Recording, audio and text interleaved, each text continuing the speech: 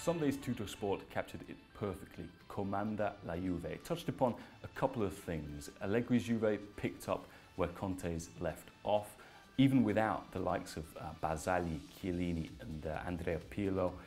They were in complete command against Chievo. They should have won by 5 or 6 goals rather than only one. They hit the bar twice, they hit the post once. Vidal had an effort cleared off the line. But the real revelation was Kingsley Coman, an 18-year-old who they signed from Paris Saint-Germain on a free transfer this summer. He showed real promise and real personality on his debut, and I think he's going to be one to watch this season. Before watching Fernando Torres, Milan got off to a better than expected start under Super Pippo Inzaghi. They beat a much hyped Lazio team 3-1 at San Siro, and what was really encouraging was the performance of Steven El Shaarawy. Out for much of last season with a series of injuries. He fractured his foot and then relapsed. It was great to see him back to his best.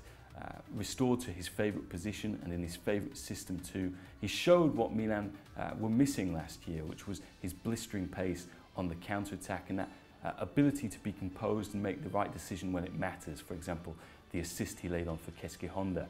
Now, Shaarawy scored 16 goals before Christmas the season before last, and Milanistas are hoping he'll be able to replicate that form going forward. Roma also started the season impressively, probably more so than Juventus. The performance they gave in the first half was an Oscar-winning standard, much like the film set in the Eternal City, La Grande Bellezza, the Great Beauty. Rajani England gave a man-of-the-match performance. He broke the ice by scoring the opening goal and then setting up Gervinho for the clincher late on. But I suppose you're all wondering how Ashley Cole got on his first appearance at the Olimpico. Well, he did quite well. He was a little bit timid and didn't get forward as often as he perhaps could, but he gave the team solidity, which is exactly what they need after the last week of upheaval in Roma's defence. They lost Mehdi Benatia to Bayern Munich. Leandro Castan wasn't past fit for this game, so they had a new centre-back partnership. I think Cole will take 3 points and a clean sheet against a very good opponent on his first display for the Giallorossi. Elsewhere on the peninsula, Inter goalkeeper Samir Handanovic further enhanced his reputation as the penalty-saving goalkeeper par excellence in world football. His save from Torino striker Marcelo Lorondo was his 18th in his career, but it should never have been a penalty in the first place. Fabio Quagliarella went down far too easily under a soft challenge from Nemanja Vidic. It was an unhappy debut in Serie A for the former Manchester United centre-back. Inter drew 0-0. It was a disappointing result, and he was sent off in absurd circumstances for dissent towards the end. It was a much happier debut for Jonathan de Guzman. He came on late and scored the winner for Napoli against Genoa at Marassi. And in Udine, Toto Di Natale, we saw him score 4 in the Cup last weekend. He got a brace this weekend against his former club, Empoli, where he made his name, the city where he met his wife. The reason he didn't want to retire because he wants to get to 200 goals in Serie A. He's now on 194, and at this rate, he might be already at that total come November.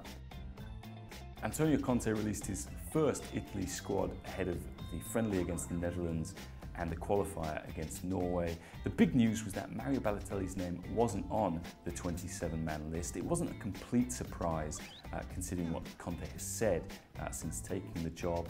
He said talent is not enough unless you're Maradona or Messi. He doesn't want distractions around the camp, players using Twitter, Instagram and Facebook, and that he wants to pick men first and players second. And Balotelli has been described by his own agent as Peter Pan, the boy who never grew up.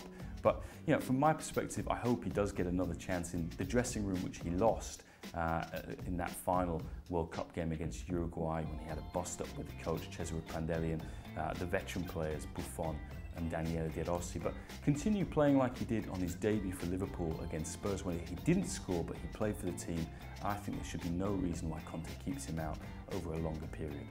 So those are my talking points after the first weekend in Serie A. Let me know what your highlights and your lowlights were in the comments below. We're going to take a break now for the international football. If you haven't subscribed already, why not click here? There are other videos wrapping up and previewing the weekends in Liga by Julien Laurens and La Liga by Andy Brassel. So why don't you check those out and check back in with us in a fortnight's time.